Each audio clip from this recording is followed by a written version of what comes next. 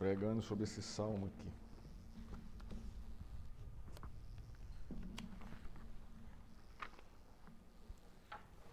Eu vou fazer uma breve introdução, depois nós vamos ler o salmo, depois nós vamos continuar a nossa introdução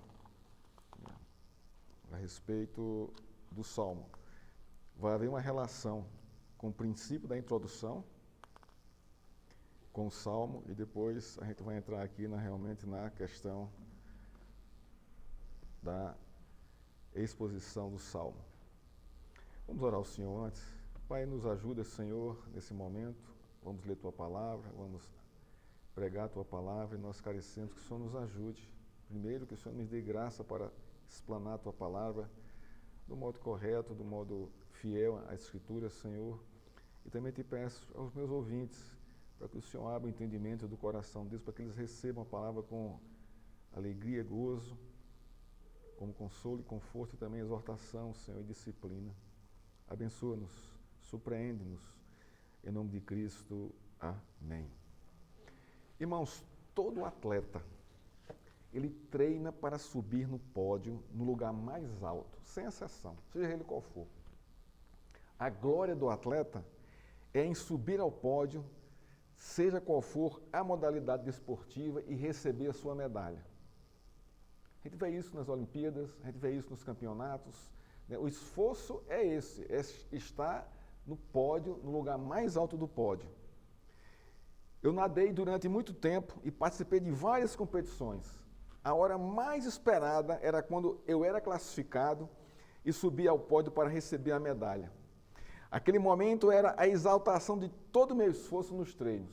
Eu ali era exaltado, né, pelo meu esforço.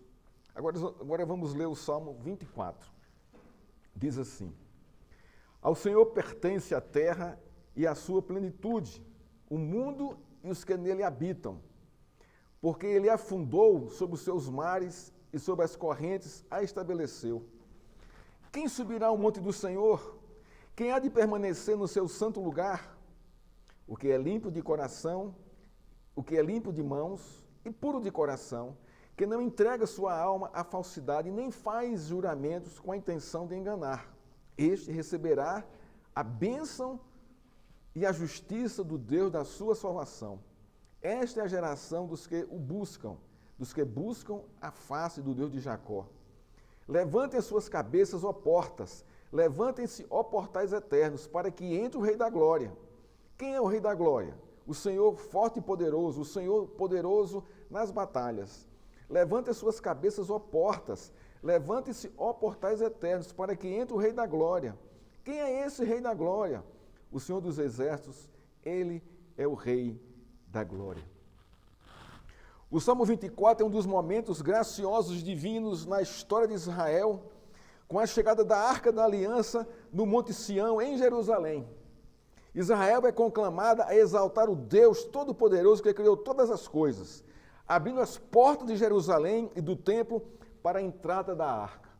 Esse é o contexto aqui do Salmo. Podemos assim até perceber isso. Deus é exaltado não porque ganhou uma competição de natação, mas por quem Ele é. Ele é o Deus Criador de todas as coisas.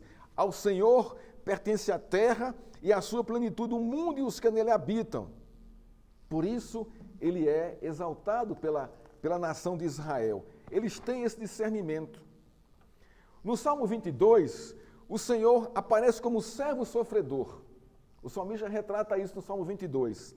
No Salmo 23, o salmista ele retrata o Senhor como pastor e anfitrião do seu povo. E no Salmo 24, o salmista retrata o Senhor sendo exaltado como o Rei de toda a glória. Irmãos, é notório nesses três salmos a intenção de Deus em revelar Jesus Cristo. Em todos eles. Cristo aqui, irmãos, está latente em todos esses três salmos. A sua obra sofredora, o servo sofredor, depois o pastor que é anfitrião do seu povo, e depois, após sua morte, ele é exaltado às alturas como Rei do Rei e Senhor dos Senhores pelo Pai. Ele cumpre a sua tarefa, ele cumpre o seu ministério diante de Deus e é recebido em glória. Então o Salmo 24, além de apontar para a chegada da arca no Monte Jerusalém, lá no Monte Sião, que era onde Jerusalém estava erguida, né?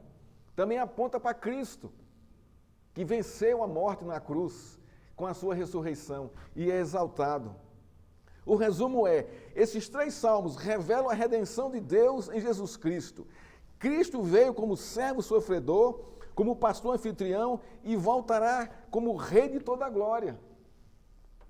E há aqui uma expectativa muito grande do povo aqui do salmista, com a chegada da arca.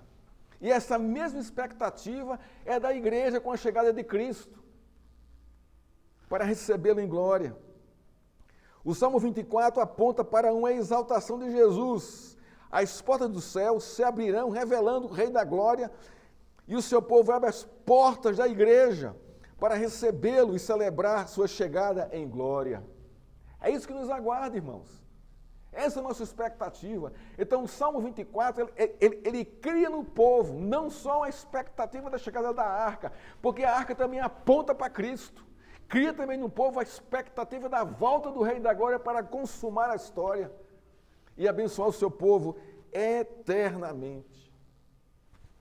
Assim como eu me senti exaltado e honrado com as medalhas, assim, em muito maior grau, o salmista e Jerusalém se sentem honrados com a chegada da arca, exaltando o Rei de toda a glória, por tamanha graça e bendição de Deus sobre eles.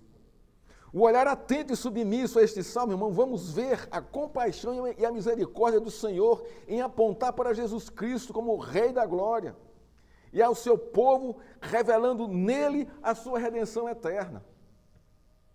É assim que nós devemos ler esse salmo.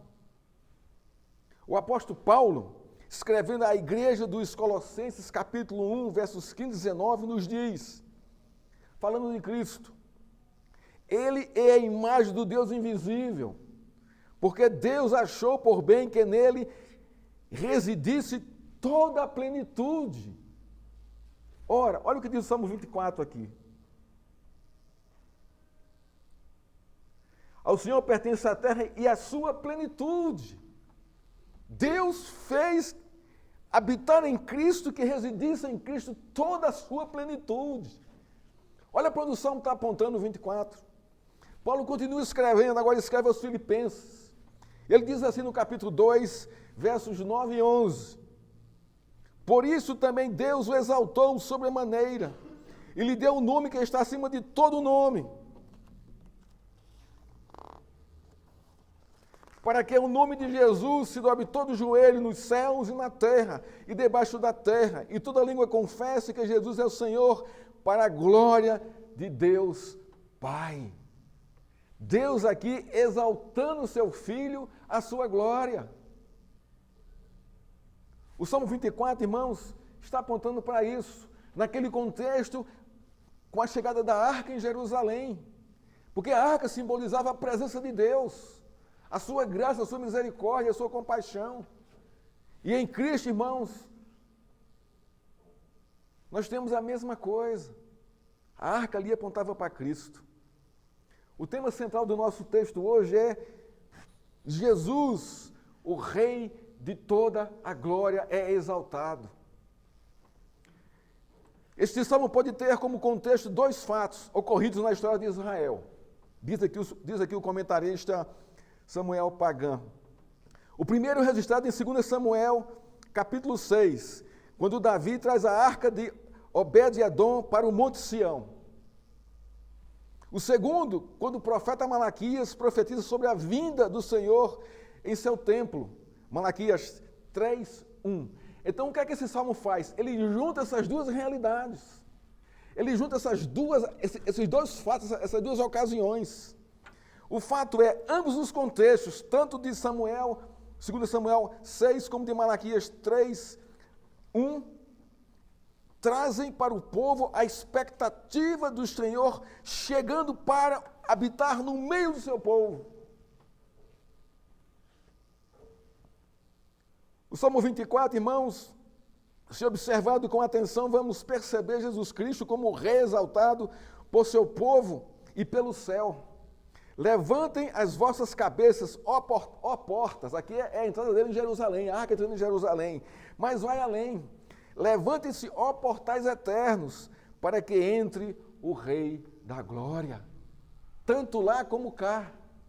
A exaltação não é só no céu, também na terra, ou a exaltação de Cristo se replica na terra, se reflete na terra, por tamanha obra que ele fez diante de Deus para o seu povo. É maravilhosa a conclusão. O Rei da Glória é exaltado e virá. Isto gera no povo uma santa expectativa para recebê-lo em toda a sua glória. E no céu uma santa expectativa para enviá-lo de volta.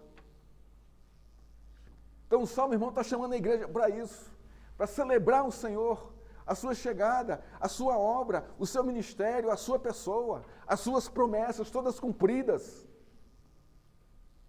O Rei glorificado, Jesus, vem para estabelecer o seu reino em plenitude, restaurando o mundo e o seu povo, habitando no meio deles para todo o tempo, um tempo sem fim. Isso, irmão, nos faz lembrar o Salmo 23, verso 6, a parte B, quando o salmista diz: e habitarei na casa do Senhor para todo sempre. Olha só. Habitar significa fazer morada. Casa é o lugar que acolhe aquele que vai habitar nela. Do Senhor significa que a casa pertence a Ele. Para todo sempre é o propósito final da redenção de Deus para o seu povo. Isso vem após a sua exaltação aqui na terra.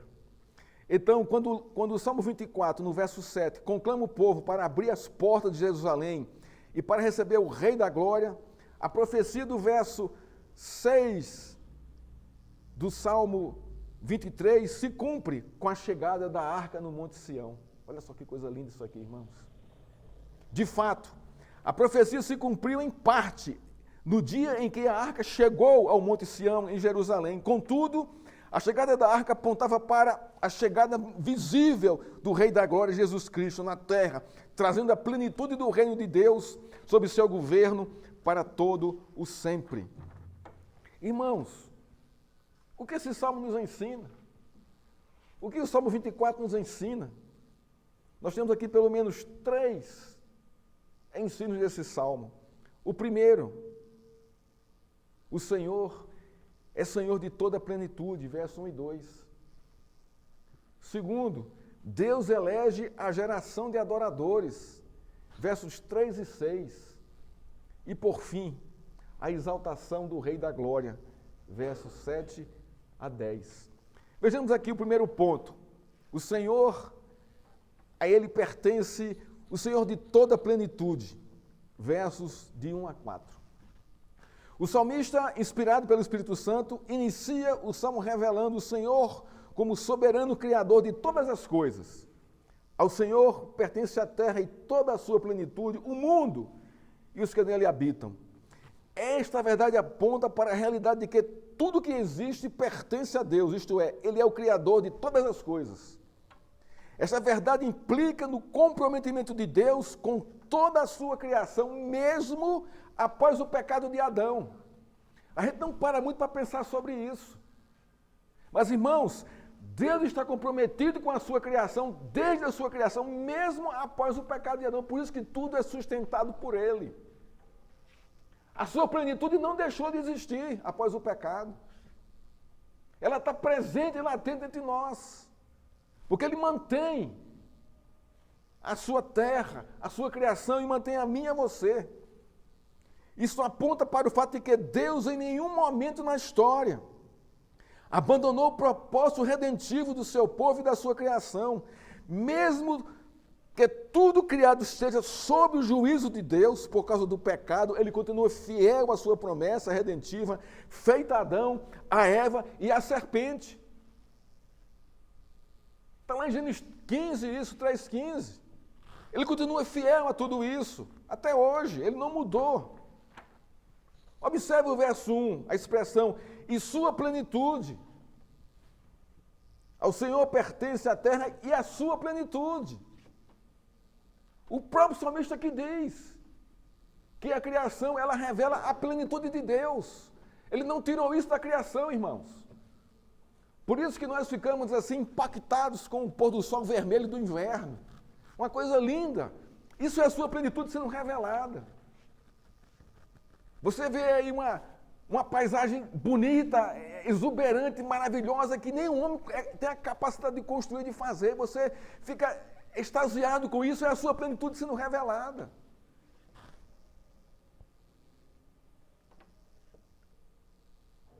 A palavra plenitude significa completo, inteiro, grandeza e superabundância. Observa a terra. Se não reflete tudo isso, mesmo sob o juízo do pecado. O resumo é: toda a criação de Deus está completa, inteira, é grandiosa e superabundante em seus recursos. Israel estava em Canaã, na terra prometida, terra que emana leite e mel. Fala de quê? De superabundância. Ali Deus revelava a sua plenitude ao povo. Mas com relação aos seres humanos, como perceber a plenitude de Deus nos seres humanos? Irmãos, na identidade do ser humano, pois foram criados à imagem e semelhança de Deus, irmãos. E o pecado não destruiu isso. Manchou, mas não destruiu. Ela continua lá, presente, inteira. Irmãos, nós somos a imagem e semelhança de Deus, naquilo que concerne a comunhão, a relação, o entendimento, a observação, ao discernimento, a adoração, a relação com Ele, a visualizar tudo isso e dizer: realmente existe um ser criador de todas as coisas. Isso não foi destruído, o pecado não destruiu isso, continua, a imago Dei, continua no coração de todos os homens, mesmo os pecadores. Isso é a sua plenitude. Toda a criação revela a plenitude de Deus sobre ela. Gênesis capítulo 1, verso 31. Foi tema aqui da aula do nosso professor e presbítero Tiago. Deus diz assim: Deus viu que tudo o que havia feito, e eis que era muito bom. Então Deus se debruçou e derramou toda a sua plenitude, sem reservas, revelando a sua glória, a sua graça e misericórdia. A lição é, irmãos, a plenitude de Deus é derramada sobre toda a criação, inclusive o ser humano. Vivemos debaixo dessa plenitude, mesmo em estado de pecado. Isto por si só bastaria para nos prostrarmos diante dele em profunda gratidão e adoração. Do verso 1, a palavra Senhor, ela é enfática. Ao Senhor. Ela aponta para todo o desenvolvimento do Salmo, isto é, o Senhor é o centro do Salmo. Tudo parte dele e volta para ele. Ele é o Criador, ele é o mantenedor, ele é o que deu a plenitude. Então tudo parte dele e tudo volta para ele. Ele é exaltado no final do Salmo. Parte dele e volta para ele, porque ele é o centro de todas as coisas. E ele é o centro da nossa vida, ou deveria ser o centro da nossa vida.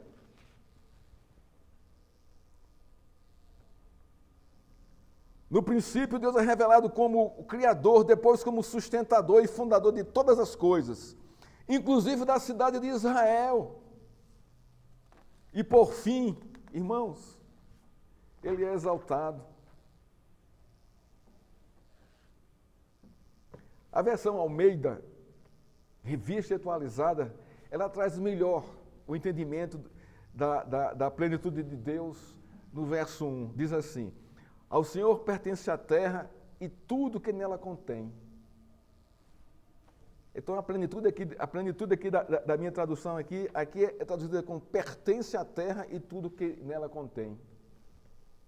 A plenitude de Deus na criação aponta para uma terra frutífera, cheia de riquezas e fertilidade, uma terra habitada pelo homem e pelos animais. Irmãos, observa ao teu redor. mesmo sob maldição, essa terra produz, essa terra alimenta, essa terra sustenta, essa terra é graciosa. Mesmo sob o pecado, o homem produz. O homem tem inteligência, raciocina, ele desenvolve, ele cresce. Isso é o quê, irmãos? Isso é o quê? Isso é a plenitude de Deus derramada sobre a criação, sobre o ser humano.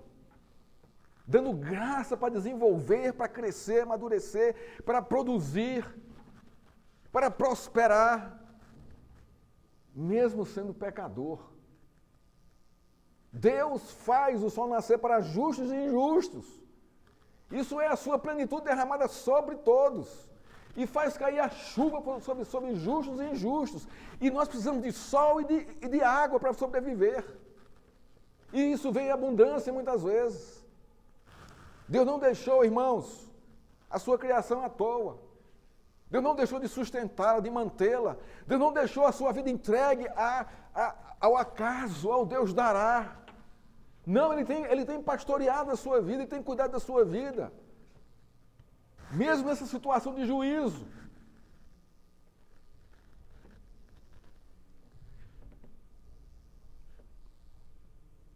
Tudo isso, toda a criação, irmãos, pertence em primeiro lugar a Deus. Em segundo, ao homem para explorá-la. E dar graças a Deus e glorificá-lo por causa disso. Pela capacidade que Ele nos deu. Toda a criação, irmãos, deve em primeiro lugar glorificar a Deus, que o criou, cheia da sua plenitude. Isso, inclusive, a mim e a você. Então, irmãos, antes de celebrar todas as nossas conquistas na nossa vida, de acordo com o contexto de cada um, devemos primeiro celebrar a Deus que compartilhou e nos deu a sua plenitude. O verso 2 diz: fundou a ele sobre os mares e sobre as correntes a estabeleceu. Este verso aponta para Gênesis 1 e 2, mas também para as nações pagãs. Isso aqui é interessante. Isso aqui quem fala também são os comentários, não sou eu. Pois para eles os mares era a morada dos monstros e do mal. Ora, no verso 2, Israel afirmava que o Senhor é o Senhor dos senhores e o Rei de toda a glória, pois foi Ele quem criou os mares e tudo o que nele existe e estabeleceu a terra seca sobre eles. Então isso testemunha para as nações pagãs que o Senhor é o Senhor de todas as coisas, que é a Ele que vocês têm que temer, não às suas mitologias, aos seus falsos deuses.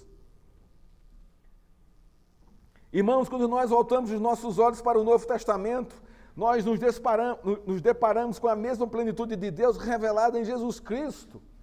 Vejamos Gênesis 4, versos 4 a 5. Carta de Paulo a essa igreja.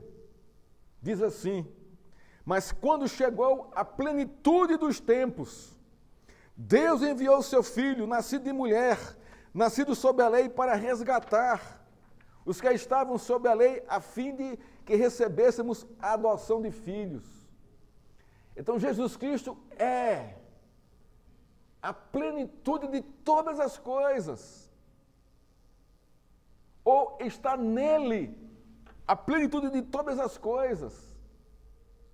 O próprio Deus diz, quando chegou a plenitude dos tempos, Deus enviou o seu Filho, nascido de mulher, nascido sob a lei, para resgatar os que estavam sob a lei do pecado.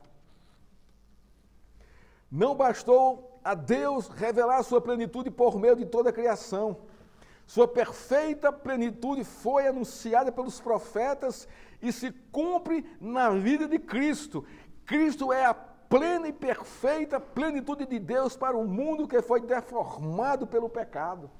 Até isso, Deus se preocupou, Deus trouxe o remédio, Deus trouxe a solução, Deus trouxe o escape em seu Filho, para que a humanidade, para que os céus não vivessem na agonia das trevas eternamente.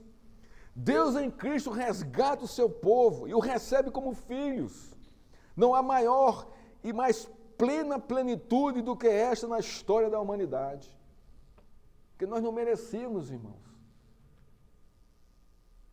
tanta graça. Como atleta, as medalhas que ganhei no momento que me davam, a sensação de plenitude era maravilhosa, ali no pódio. Mas, ao descer do pódio, a sensação desaparecia, era tudo muito momentâneo, sumia, e eu botava a medalha no bolso. Ou saía com ela pendurada, mas não tinha mais aquela exaltação dali do pódio, com todo mundo ali me vendo. Em Cristo, a sensação de plenitude é constante e eterna, pois Ele nos chama a fazermos tudo para a glória de Deus. Isso nos satisfaz mais do que 1000 medalhas de ouro no peito. Essa é a verdade, irmãos. As minhas medalhas estão quase tudo já enferrujadas em casa. O valor dela foi só no momento ali. Depois passa. É muito efêmero, é muito curto ali a nossa exaltação. Mas chegará o momento, irmãos, quando Cristo vier buscar a sua igreja. Quando Cristo vai exaltar a todos com um novo corpo, com a nova terra, com um mundo sem o pecado. E aí, irmãos, nós receberemos algo assim inimaginável por mim e por você. Paulo fala sobre isso. Nem olhos viram, nem ouvidos ouviram o que Deus tem preparado para o seu povo. De tão grande e pleno que é. Ali, irmãos, a nossa alegria será eterna e permanente. Desde a criação, Deus vem revelando sua plenitude e ela culmina na pessoa de Jesus Cristo. Todo o Velho Testamento está apontando para Cristo e o Salmo 24 não foge a este propósito. A plenitude de Deus em Cristo. Segundo ponto, Deus elege a geração de adoradores, versos 3 a 6. Vejam que versos difíceis de nós nos colocarmos aqui. Impossível qualquer ser humano se encaixar nessas características e requisitos aqui, né, que os sacerdotes exigiam para aqueles que iam subir a Sião. Olha a pergunta aqui. Quem subirá ao monte do Senhor? Quem é de permanecer no seu santo lugar? É uma pergunta difícil de responder, humanamente falando. Ou você não tem resposta para isso. Agora, a partir do verso 4 aqui, olha os requisitos. Primeiro, o que é limpo de mãos. Mãos aqui são suas obras. Segundo, e puro de coração. Emoções, sentimentos, intenções, motivações. Zero de pecado. Zero de tendência para alguma coisa que não seja pura. Continua. Que não entrega sua alma à falsidade. E por fim, nem faz juramento com a intenção de enganar. Essa parte do Salmo aponta para a subida do povo ao monte do Senhor, o Monte Sião, onde o Templo de Jerusalém estava localizado. Sião não era apenas o centro do culto religioso da nação, mas o lugar que representava a morada do Senhor soberano Criador entre o povo. Era um lugar muito especial, especialíssimo para Jerusalém. Jerusalém dependia, irmãos, do templo, do Senhor, da Arca da Aliança ali. Aquilo fomentava na nação de Israel esperança, segurança, proteção, prosperidade. E a pergunta do verso, que o verso 3 faz é: quem subirá ao monte do Senhor? A implicação aqui é para a adoração a Deus. Quem pode chegar no santo lugar? Quem pode ficar face a face com Deus? Quem pode ficar de pé em sua presença? Essa é a pergunta que o Salmo nos faz. E também que os sacerdotes fizeram ao povo que caminhava em romaria em procissão para a subida do monte para o templo. Em Êxodo 19, quando Deus falava de cima do monte e o povo apavorou-se, pediu a Moisés um mediador que mediasse a palavra de Deus para o povo. Porque era terrível ouvir os trovões, os fogos ali da da presença de Deus. Pois bem, a pergunta do verso 3 é: quem pode estar na presença de um Deus santíssimo sem um mediador? Quem pode, irmãos? Quem pode? No Velho Testamento era o sumo sacerdote, que era escolhido por Deus e fazia essa mediação. Subir para Sião é uma coisa. Agora, outra coisa é permanecer na presença de Deus. É outra coisa completamente diferente. Você pode vir para a igreja. Você vem para a igreja, mas perceber e discernir a presença dele aqui é outra coisa. É outro fato. Muita gente subia para Sião, irmãos. Muita gente subia. Mas quem poderia entrar na presença de Deus? Quem? Quem ia resistir ali? O Salmo 15:1, do mesmo autor Davi, faz a mesma pergunta: Senhor, quem habitará no teu tabernáculo? Quem poderá morar no teu santo monte? Olha que era uma inquietação do salmista que já vinha desde o Salmo 15. Ele se questionava com relação a isso. A questão de Davi nos dois salmos, no 15 e no 24, tem a ver com o caráter do adorador, que se aproxima de Deus e se prostra diante dele. Caráter de adorador. É uma questão de caráter, não de boas intenções, ou de boas obras, ou de boas motivações.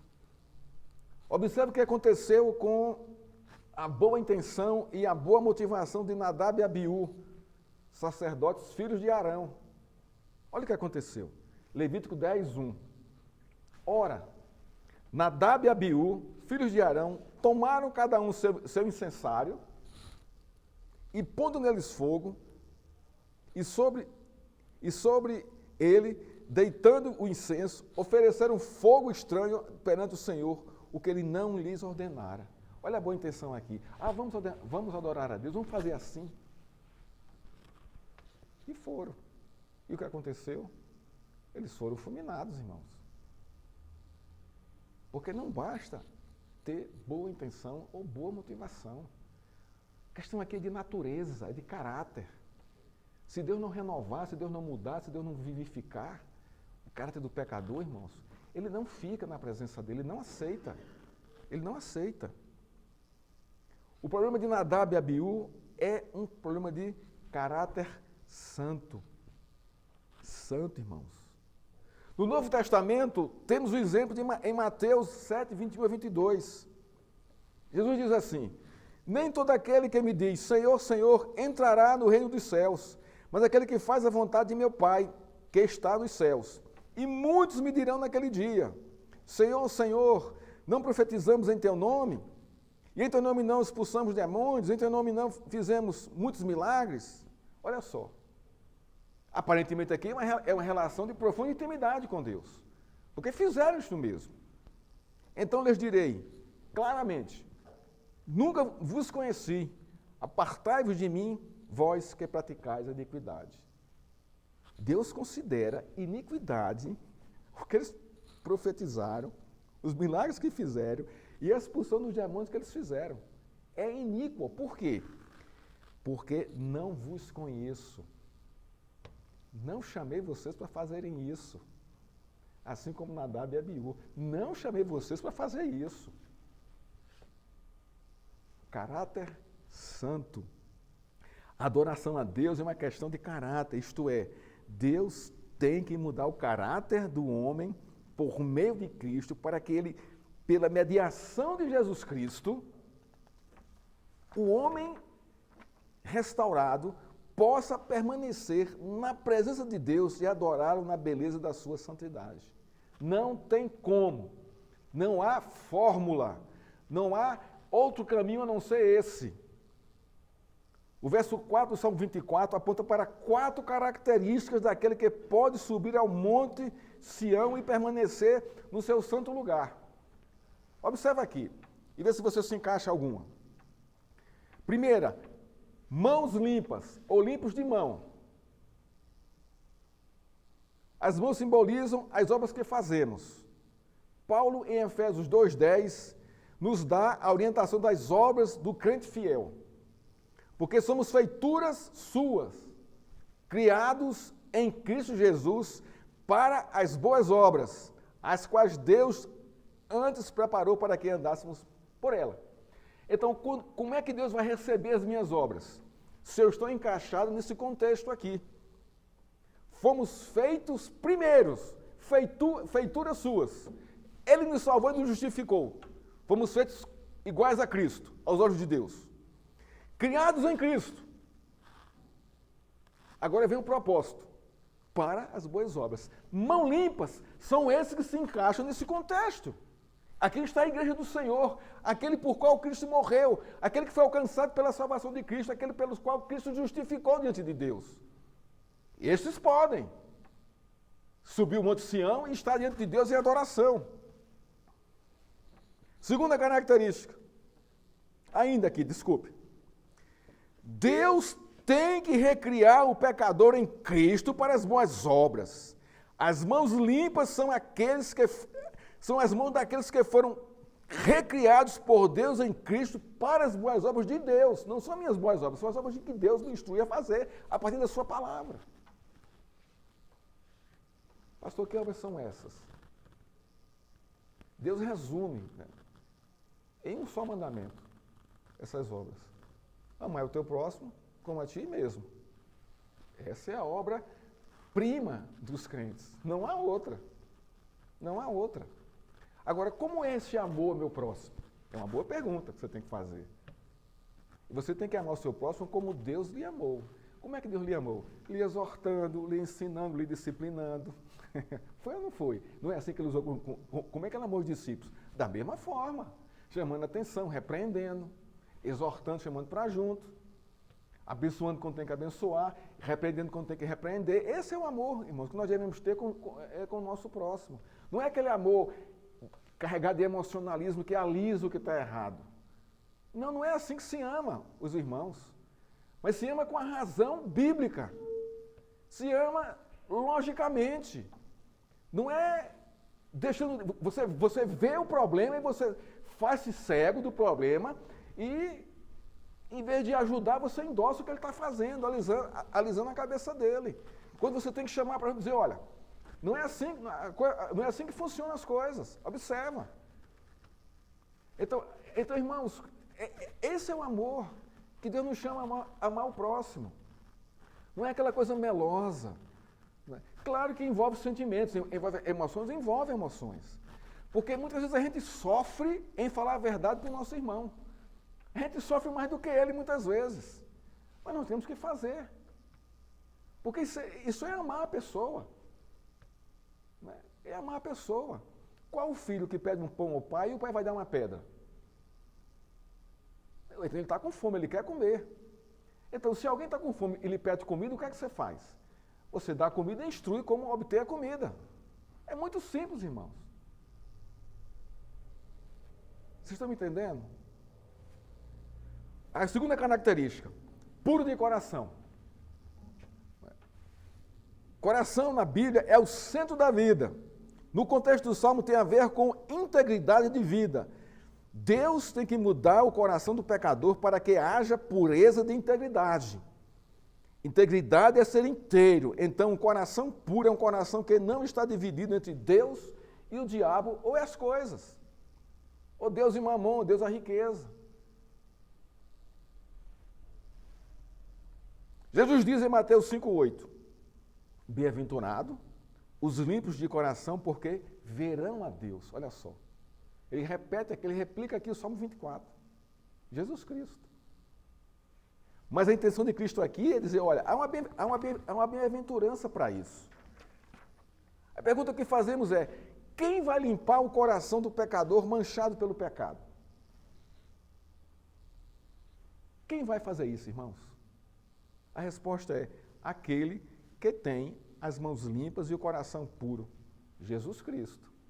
Então a gente começa a perceber que esses versos aqui têm a ver com Cristo, no contexto aqui. Cristo aqui preenche todos esses requisitos plenamente. Plenamente.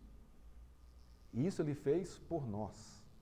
Cristo lavou as nossas mãos e purificou o nosso coração, quando foi crucificado na cruz, levando sobre si a nossa maldição. Terceira característica, não entrega sua alma à falsidade. Isso tem a ver com se entregar à idolatria, adorar outros deuses, ou cultuar falsos deuses. Mas, pastor, eu sou crente. Eu não faço isso, não. Eu não faço isso, não. De jeito nenhum. Será? Olha o que Calvino fala sobre aqui, o coração humano. Calvino diz assim: o coração humano é uma fábrica de ídolos. Irmãos, você pode ser crente. Nós podemos dizer e mostrar que adoramos a Deus. Podemos fazer isso. No entanto, nosso coração pode haver nele altares a outros deuses. Por exemplo, dinheiro, lazer, comida, sexo, fama, luxo. É verdade? É verdade. É verdade. Aquele que pode subir ao monte do Senhor tem suas mãos limpas, seu coração puro, não é falso e nem se entrega à idolatria. Quem foi que fez? Quem foi que subiu, irmãos, ao monte do Senhor para ser recebido em glória? Jerusalém abriu as portas para ele entrar e o céu abriu as portas para recebê-lo. Cristo, irmãos, é o primeiro a fazer isso. E nós somos aqueles que recebemos dele essa primazia. Ele nos deu, ele compartilhou conosco isso. Quarta e última característica, não jura com engano. Isso aqui é uma consequência da terceira característica, não entrega a sua vida à falsidade, né? Essa característica final descreve uma vida comprometida com a falsidade. Tudo que sai da boca da pessoa é engano e mentira, é falso. Já viu o fofoqueiro? Se enquadra aqui. Ele está gerando conflito, jogando uns contra os outros, está trazendo coisa falsa que não existe. E além disso, aqueles que enganam os outros, passam a perna nos outros, nos irmãos. Esse não sobe, irmãos. Esse não vai subir. Sendo estas características pessoais para estar na presença de Deus, perguntamos, qual pessoa pode chegar à sua presença? Quem pode? Quem pode chegar? Nesse contexto e no nosso contexto hoje. É uma pergunta retórica, irmãos. Nenhuma pessoa pode chegar a fazer isso. Mas como é que naquela época ele chegava à presença de Deus? Por meio da mediação do sumo sacerdote, que mediava os sacrifícios para ele estar diante de Deus, pedindo perdão pelos seus pecados, confessando os seus pecados. Sempre tem que haver um mediador entre Deus e os homens. Ou você acha que isso, quando Cristo restaurar todas as coisas, Cristo vai perder essa função de mediador? Ele está lá, irmãos. A gente vai vê-lo visivelmente em corpo, né? Num corpo glorificado, nós vamos vê-lo. E ele vai continuar, irmãos, na sua função de mediador conosco. Mesmo ali, sendo a imagem de Deus. Porque Deus é Espírito. A gente não vê. E é infinito e eterno.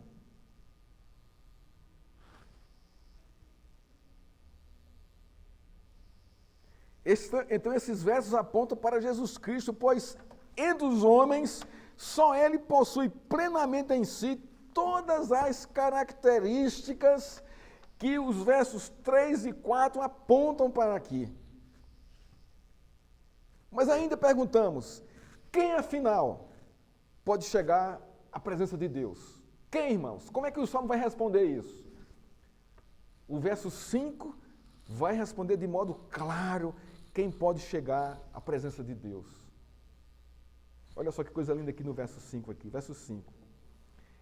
Este receberá, então Deus vai dar, porque vai receber um presente, não é? Veja só.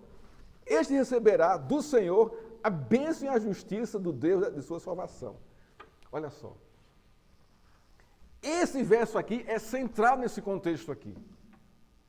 Porque aquelas pessoas que vão exaltar a vinda de Cristo são essas que receberam do Senhor a sua salvação e a sua justiça. Em Cristo Jesus. A questão é, só Deus... Segundo Derek, aqui, o comentarista que eu estudei, a justiça aqui nesse verso 5 tem quase o significado de justificação. Esse aqui é o ponto. O pronunciamento do juiz favorável à petição da pessoa. Então, o juiz é favorável ao meu desejo, mediado por Cristo, de querer estar na sua presença. Então, o juiz me justifica por meio do mediador para estar na presença dele. É isso que está acontecendo aqui no verso 5. Sem a justificação de Deus, sem a sua salvação e sem a sua justificação, ninguém chega à sua presença. A questão é, só Deus pode levar o ser humano à sua presença mediante a sua justiça. Isso é revelado na cruz. O verso 5 nos diz, Deus estenderá ao pecador a sua bênção na justiça e salvação, para que ele possa chegar à sua presença. Porque Deus sabe que ninguém chega à sua presença, a não ser por meio da sua justiça e da sua salvação, irmãos. O que é que eu vejo aqui, irmãos? É o desejo de Deus de ver o seu povo em sua presença. Às vezes, o desejo de Deus é maior do que o nosso de estar em sua presença. Deus tem maior desejo de nos levar à presença dele, muitas vezes, do que nós temos desejo de ir à sua presença. Porque nós nos acomodamos muitas vezes em buscar a face do Senhor, em ler a Escritura, em orar, em meditar, em ir à igreja, em ter comunhão com os irmãos. A gente se acomoda nisso. A gente se deixa levar pelas circunstâncias, pelo mundo que consome a nossa vida moral, espiritual, ética, né, que mancha o nosso caráter, e nós não estamos nem aí com isso. Tudo isso é normal. Não é normal, irmãos. O que é normal em nossa humanidade? Pensa bem, o que é normal em nosso contexto hoje? Qual é a resposta para isso? A igreja. A igreja e os crentes, isso é a normalidade da vida. O que está fora disso tudo é anormal, é manchado, é sujo, é trevas, é pecado, é abominação. E tudo isso tem se levantado para destruir a minha e a sua vida. Você acha que o diabo é bonzinho? Não é, irmãos. Nunca foi. E nós negligenciamos e banalizamos isso. Deus se dispôs em sua plenitude e nos chama à sua presença. Eu já estou muito cansado. Eu trabalhei muitas semanas. Eu não vou hoje não, eu vou domingo que vem. E você começa a protelar isso. Não, eu não vou ler hoje não. Não, eu não vou ler isso. Aí tem, que tira, que lhe distrai. Os jogos eletrônicos, a internet, o Facebook, o Instagram, o Twitter, as séries, os canais de televisão, TV a cabo, tem N coisas que vão consumir a sua vida e vão lhe desviar de você subir o Monte Sião e estar na presença de Deus. Isso vai ficando assim chato, porque essas coisas lhe distraem. E o que é que o diabo quer? Lhe distrair. Essa é a sua arma para desviar e acabar com os crentes. Quando você menos espera, Cristo vai voltar. Não é que você vai ficar, mas você vai ficar eu podia ter feito isso, podia ter feito aquilo, não é?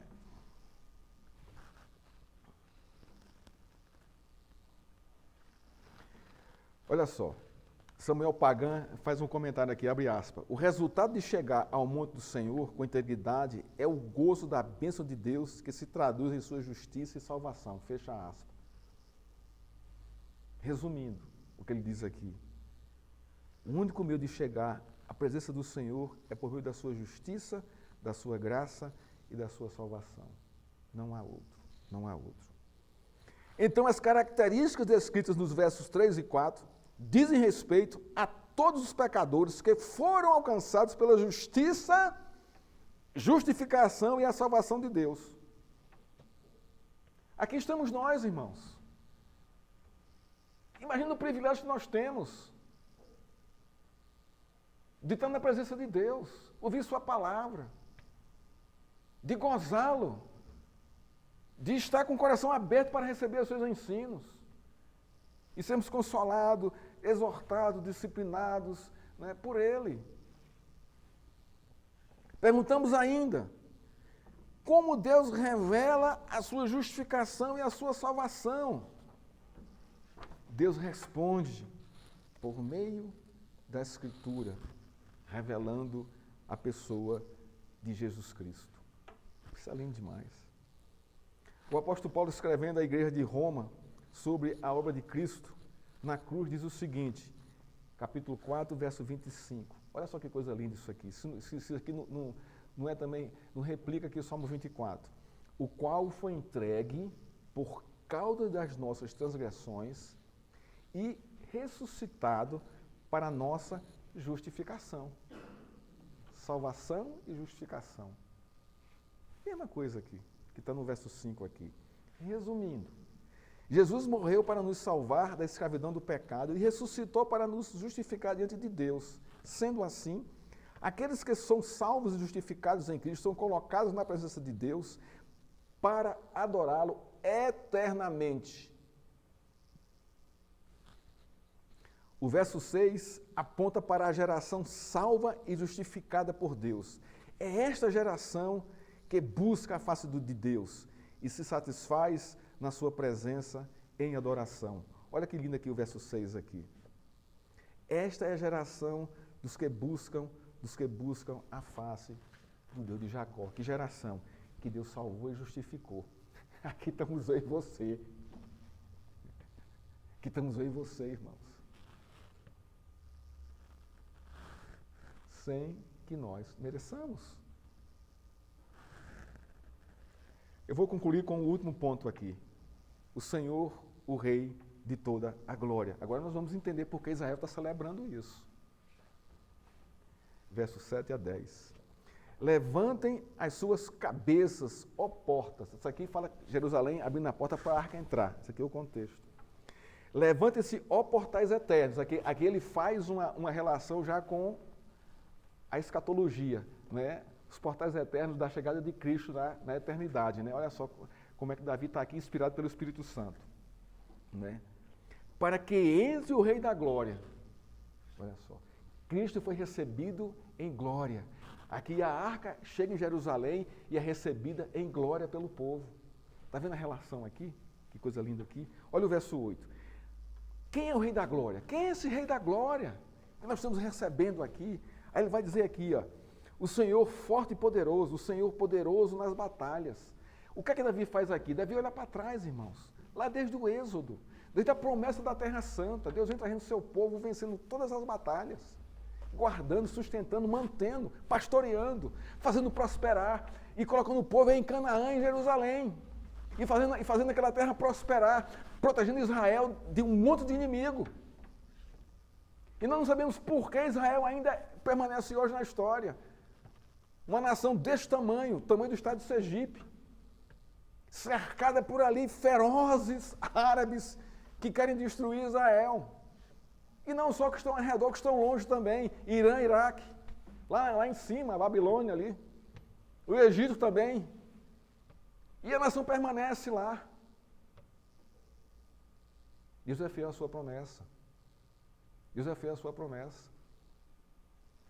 Israel é uma nação como qualquer outra, hoje. Não é mais o centro, não é o centro mais da presença de Deus, não. Hoje Deus está na igreja. Mas pela sua promessa ele continua sendo fiel àquela nação. Ele não quebrou essa promessa. Olha o verso 8. O verso 9. Ele repete. Levante as suas cabeças. Então, observem o que está acontecendo. Levante as suas cabeças. Olhem as portas. Abram as portas. Vejam a chegada de Deus entrando aqui em sua presença. Levanta portais eternos para que entre o Rei da Glória. Veja que ele está insistente aqui. Isso aqui é diga assim, o conteúdo máximo do Salmo. Tudo culminou para isso.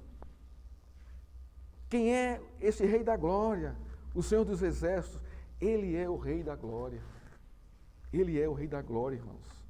É Ele.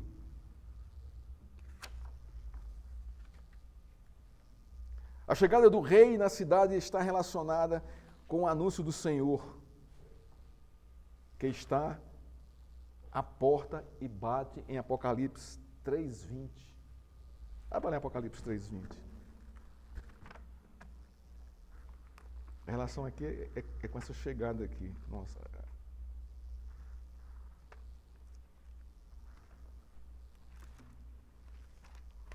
Apocalipse 3:20.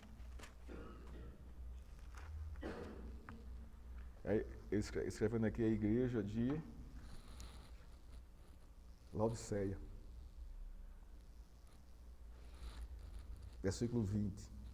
Eis que estou à porta e bato. Se alguém ouvir a minha voz e abrir a porta, entrarei em sua casa e cearei com ele e ele comigo. Isso aqui é a sua chegada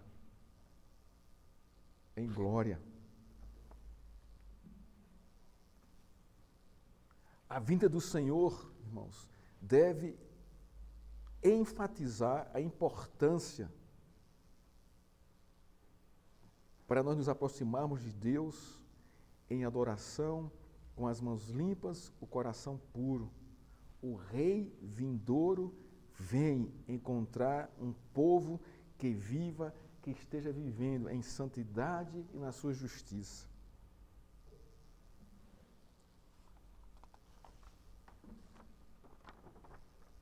O Salmo 24 é uma revelação divina, afirmando que o Senhor Jesus é o Criador, pastor, anfitrião de suas ovelhas, que virá em glória para juntar o seu povo no seu reino de graça, justiça e paz.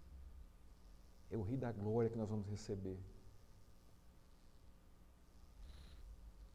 Hoje, irmãos, eu entendo que o gostinho deixado pela glória das medalhas é, na verdade, um indicativo para revelar a grande chegada do glorioso Senhor de toda a glória. Pense nisso, irmãos. Qual geração você pertence? Aquela que teve o coração regenerado pela graça salvadora de Deus em Cristo, ou a geração que tem o coração manchado pelo pecado? Não se engane, para permanecer na presença de Deus, tem que ter o coração regenerado por Cristo. Aprendemos hoje 3 verdades a respeito desse salmo, irmãos, ou a respeito de Deus.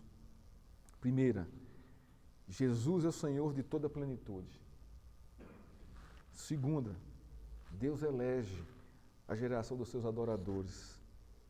E terceira, o Rei da Glória virá exaltado para buscar a sua igreja. O que isso me ensina? Qual é a aplicação primordial de todo esse contexto, irmãos? É enquanto ele não chegou,